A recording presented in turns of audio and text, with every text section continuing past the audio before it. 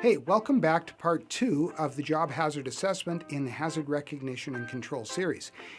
If you're just joining us right now, I recommend that you watch the first video in this two-part series, which is dealing with theory, the principles, and the process behind the Job Hazard Assessment.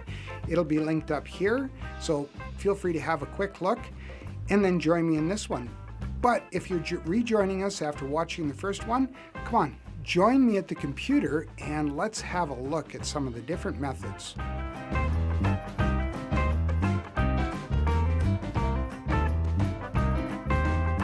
Okay, back at the computer, and as I said, I was going to review just some different methods that you can use to conduct a hazard assessment.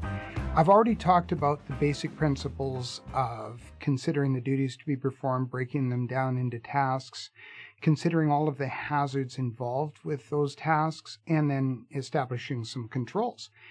And using workers that are very familiar with the work, they should be very heavily involved in the creation. If you have to involve some sort of a third party or your safety professional has to be involved in creating all of this, then the work will have to be observed and hazards will have to be observed or potential hazards observed and the controls to make sure that they're functioning okay. As I've also said, there's the need for establishing how long a JHA is good for, and unless legislation dictates so, it should be established within your health and safety program. So just the quick reviews on the process. Now we're just going to get into some of the different methods that you can use to record all of these observations and the process. So let's get started. The very first one I'm going to bring up is a Word document. This is a fairly simple process. I just quickly designed this one. It didn't take me very long, just a table. And once again, let's look at the mandatory elements that have to be there. Here's who it's for. It's for a janitor. If there was other people in there, you might want to include day. Whoops, Kevin can't spell. Day porter. Totally up to you. And once again, like I said, job hazard assessments can have or be applied to more than one position, as long as the tasks and duties are similar to both positions. Next is, who's it performed by? Ideally, once again, if it's your health and safety professional, their name should go in here. But if janitors were consulted and had a part in the authoring process, their names need to go in here too. Or if it was just a group of janitors got together and did this, or if it was a health and safety committee, whoever did it, their name should be here. The date it was created, and of course their expiry date. Now, if your expiry dates, or if you're saying that all job hazard assessments are going to expire after 1 year, then you have December 12th, 2020 would go there, and it would expire to December 12th, 2021. And you could say it must be reviewed if circumstances change. There should be a process within your health and safety program that would indicate other factors that would prompt an early evaluation of this. Another thing to note is if there's been an accident or incident and it's found that there were not adequate controls within the job hazard assessment to prevent it, then the job hazard assessment needs to be rewritten as well. We also have noted the duty, the tasks and steps, the hazards, the controls, and they have to be fairly clear. You can get granular with each. Just keep in mind, whatever you get granular with, you have to get granular with identifying the hazards and identifying the controls as well. Keeping them higher level gives you a little bit room to maneuver. However, once again, the intricacies of the job may dictate granularity.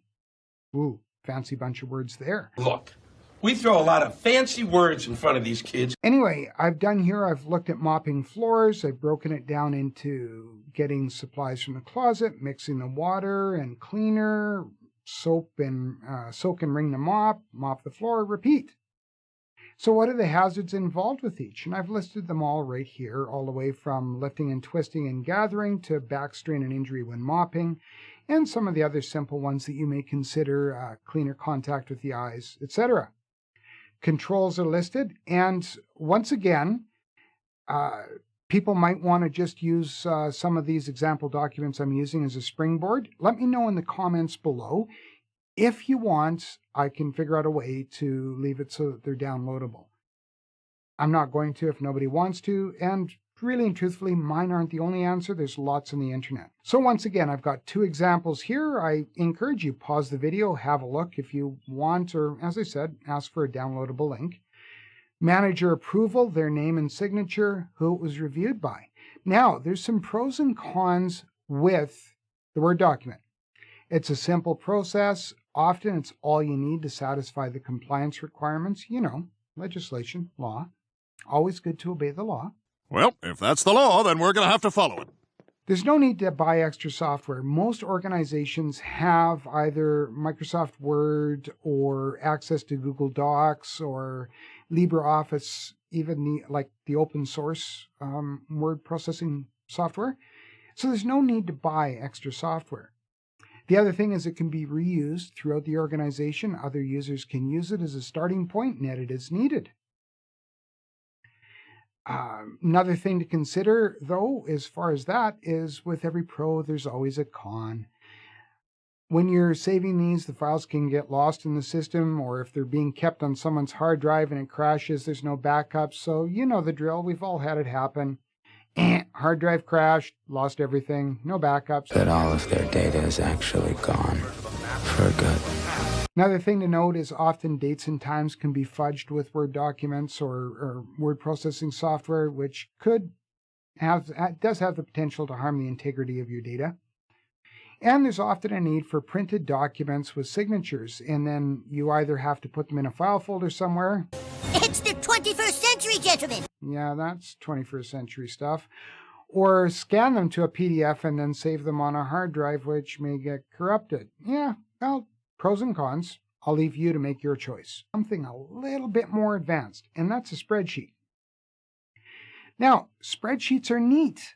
They are. You have a little bit more maneuverability, a little bit more that you can do. Once again, if your organization or the requirements dictate you need to move to this idea, you can. There's a method that you can use to create formulas within the spreadsheet that will help you to prioritize the hazards and risks by considering what's highest to lowest. It also satisfies legislation, and it does a bit more, especially if you're looking at, say, certificate of recognition, audit requirements, etc. They can be completely tailored to meet your organizational needs and adjusted as needed. Once again, no need to buy extra software.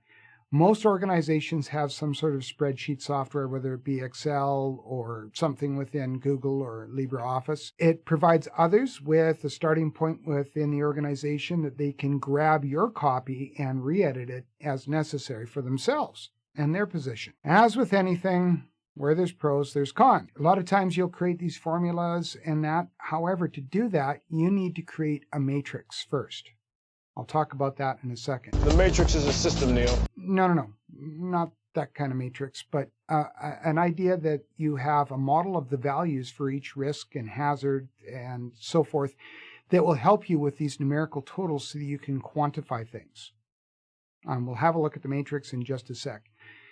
The spreadsheet can get quite advanced and quite cumbersome if people are adding extra formulas and functions to them. They can get broken if you don't lock them. Sometimes if you unlock, you forget to lock, etc. So they have issues. Files can get lost if there's changes to an organizational structure, or we've already talked about hard drives crashing, etc. I've lost everything. The other thing is there still needs to be a method of verification, either a printed sheet of management and worker sign-off. Something else to think about. So anyway, let's look at the software now. As you can see, and this is something that I created a Excel spreadsheet long ago for risk management process with another group. I've reused it for a couple of different clients, reused it for a former employer, and believe it or not, I actually grabbed this one off the internet. So there's lots out there, and the same one that I had originally put was out there as well. So I grabbed it, and it's easy to use. Once again, let me know below, and I can figure out a way to leave a link. You can add your logo to it, what it's for. Once again, the type of work, janitor, or you could put custodian. The department, if there is one, I've put maintenance here. The date it was created. And I've just put in here, set an expiration date or a process on how they expires with 1 year of your creation, or set the expiry date, whatever the case may be. Supervisor of the group of people is located here, and of course the work area. So giving you that opportunity to make it a bit more granular. The work is performed by, so in other words, you could add the positions here, janitors, day porters. I don't know who you'd go beyond that. I don't know. I'll leave that with you. So very similar to the Word document, mopping floors, added the critical steps or tasks, considered the hazards with each. The only thing that's different here is all of these numbers. So let's quickly look at how the numbers come about. This is that matrix I was talking about. Like anything else, this is going to be tailored to you. In fact, I've left some comments in here. For instance, these should be altered or edited to suit your organization's need or risk tolerance. For example, minor damage to your organization might be under 1,000, while 50,000 might be catastrophic. It's totally up to you. And you should match it to meet your organization. Once again, same thing, but I would leave people impacts because these are mostly standard across the board. Consider the frequency. You can, once again, these could be adjusted for your need, and your matrices should be personalized. Grabbing somebody else's off the internet is like borrowing another person's shoes and going for a hike. Yeah, they may fit when you start off, but down the road, likely not so much, and you're going to be left with... Oh. The pain. Yeah, pain. Edit it to suit your needs. Okay? Make sure the matrix applies to your organization. And close with a matrix. Yeah, matrix close, So once again, this also provides you, once you've got this total, it gives you a risk rating. What I've done here is I've only dealt with engineering, administrative, and PPE controls. The reason being is I haven't included elimination or substitution. Let me explain why. If you're eliminating it, why are you creating this line? Make a note somewhere or enclose a sheet that we did it this way, now we don't. It just doesn't make sense to go to that extra work unless you want to show we eliminated it because... Well, I sort of got sidetracked. Sorry. People may differ. Once again, leave a comment. Let me know why you differ. So there's a control of the totals. Believe it or not, in this process, you can only get a maximum of 6. Doesn't matter if this was 12, although it can be 4, 4, and 4. You're still going to have a controls total of 6. And you don't get to add things twice because you don't get to completely eliminate or go into a minus. Now, the adjustment here is it's reduced to 1. So it started off with a risk rating of 7, 6, so 1, so it gets a risk level of low. If we scroll to the bottom of the sheet, it shows the amount of risk. It helps you to consider further steps within your organization as well by doing a good hazard assessment. In other words, you may only have to run by compliance requirements, say in Alberta, for instance, a minimum of every 3 months. Kind of weird because things can change quick, but whatever. You might want to run them monthly because a substantial amount of the duties that are performed within your organization have a higher level of risk, so circumstances may change. You may want to conduct inspections more frequently than every 30 days. Every 90 days. You may want to conduct them every month. So it helps you to determine the best process for your health and safety program. You'll find with health and safety, everything is cyclical and works together. Health and safety is greater, the whole is greater than the sum of its parts, shall we say. Synergistic. That's such a big word. Anyway, that pretty much closes off with the Excel spreadsheet. Once again, if you have comments, leave them below, or further questions, by all means ask me. And I'll do what I can to answer. And now finally, going to leave you with a piece of software that I created. We'll talk about software. Yeah, I just made it. Now, before we get into it, I'll just let you know that software gives you an advanced ability to consider your job hazard assessments. They're intricate, often scalable, they're capable of lots of features such as data archiving and data real-time reporting. They often, too, will remove the need for printing sheets because users can be tracked by login information or IP address or a great many number of other things. Most these days are browser-based. There are some that are still software solutions, but most are browser-based, often accessible from everywhere and on different platforms and different devices. And not. I'll talk about that in a sec. They're often cloud-based, so you don't need to worry about data loss. However, there's likely some concerns, and I'll talk about that in a sec too. Rights and permissions can be limited or they can be increased according to the users and according to your organizational hierarchy. As I said before, with every pro, there's a con. A lot of times software solutions can be very intricate and possibly more than your organizations need. A lot of the browser-based platforms, in fact, all of them, require an internet connection. Some of them do have the ability to be transferred to an app on your mobile device, and then once your mobile device hits internet connection, it'll upload the information. Once again, a bit of an intricate solution, up to you to examine what you need. Now, they're often cloud-based, as I mentioned, and you don't need to worry as much about data loss, but some organizations choose to keep all of their data on their local servers. So once again, you have to be prepared for your possibility of data loss or hacking or something to that effect. Privacy may also be a concern because keep in mind, it's like giving your hard copy files to someone else and saying, please take them back to your organization and put them in your locked file cabinet. They still have the keys to the file cabinet. Privacy might be a concern of yours. It might not be. You have to examine that. User permissions, of course, can be configured at setup, but depending on the software and the company, they may be difficult to change after the initial configuration. Keep in mind, too, the final part is they may be cost prohibitive depending on your choice. Some start with a base system, and then all of a sudden you discover you have to buy more modules, pile them on.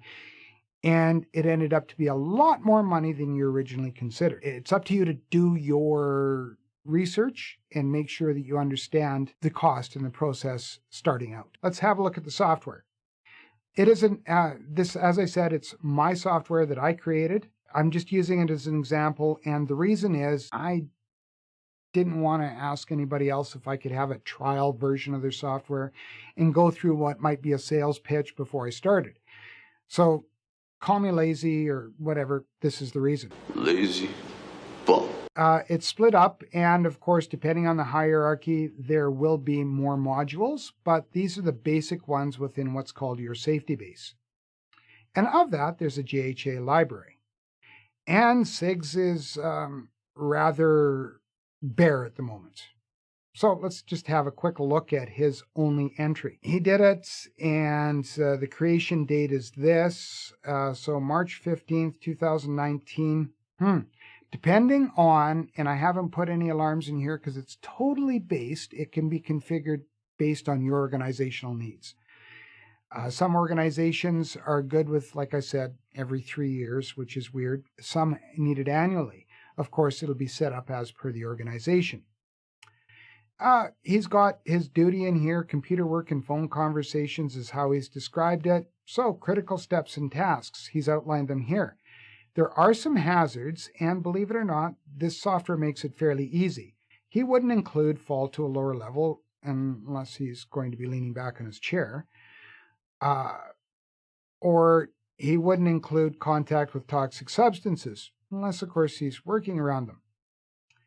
What he did here is he did say he used a copy created by this person, and he has reused it for his own purposes.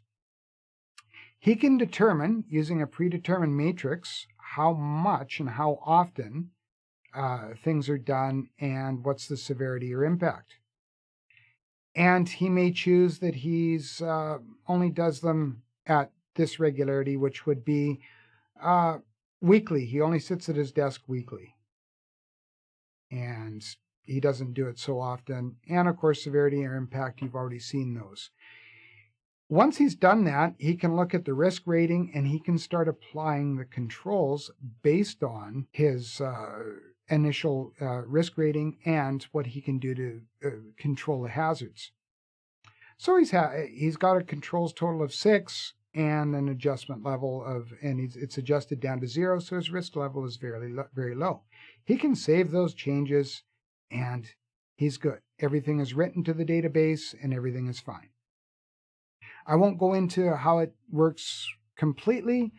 I will leave a link to my safety base below, and you can feel free to have a look at it. So anyway, that brings us pretty much to a close of different methods or different possibilities on how you can conduct a hazard assessment and record it to prove your due diligence. As I've asked before, if you like what you see, hit the like button below. If you didn't like it, please hit the unlike button, but tell me why. If you also find the stuff informative on this channel, subscribe, hit the notification bell, click all, and you'll get notified of new content. That's it for now. Please do me a favor. Think safety, talk safety, do safety in an effort to provoke safety at home and in the workplace. I look forward to seeing you in the next segment. Bye for now.